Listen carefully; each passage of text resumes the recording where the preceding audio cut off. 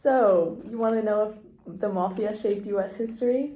Listen, kid, the Mafia didn't just shape it. We left a bloody thumbprint on the Constitution. Pull up a chair. This ain't no Hollywood flick, it's the real story, straight from the streets. It all started in the old country, Sicily, 19th century. The government was corrupt, the people were poor, and justice, that came with a knife or a bribe. The Mafia rose up as protectors.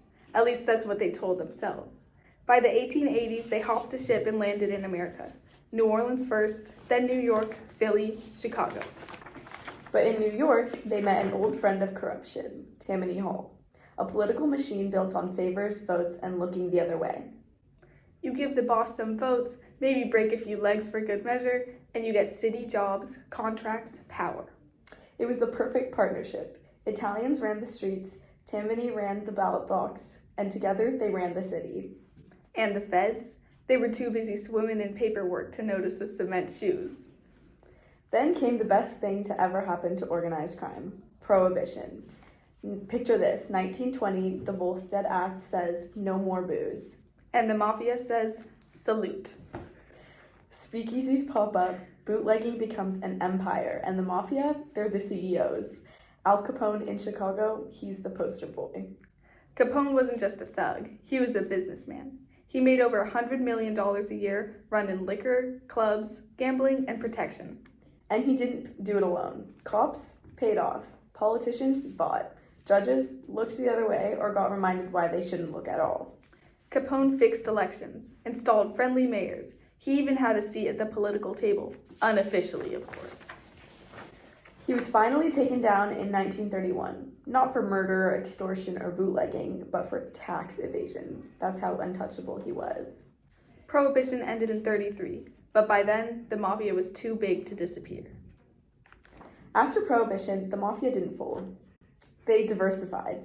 Gambling, narcotics, unions, constructions, and of course, Vegas. They got cozy with labor unions, the Teamsters, longshoremen. With control of the docks and trucks, they could strangle the economy or grease the wheels for whoever paid them. And then comes World War II, 1942. The U.S. Navy's nervous about sabotage on the waterfront. And who do they turn to? That's right, Lucky Luciano. He's in prison, but he's still the boss, and he makes a deal. Operation Underworld. Luciano protects the ports from Nazi spies, and in return, he gets out early and retires to Italy on his terms. Think about that. The U.S. government teamed up with the mob for national security. Now let's talk politics. 1960. John F. Kennedy's running for president. His father, Joe, was no stranger to the mob or bootlegging.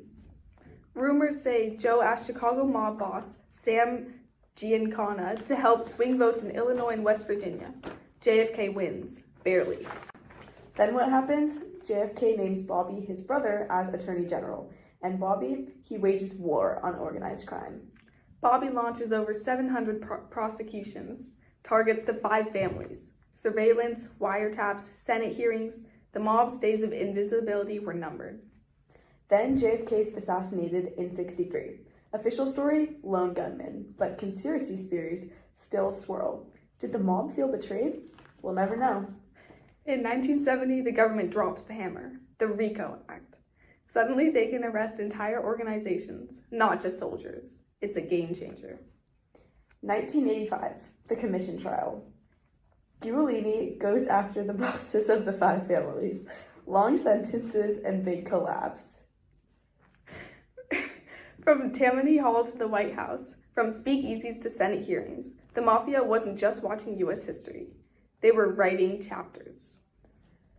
So, did the Mafia shape U.S. history? They didn't just shape it. They steered it, bribed it, and occasionally buried it in the desert. That's the story, the one you won't find in your history textbook. Just business, kid.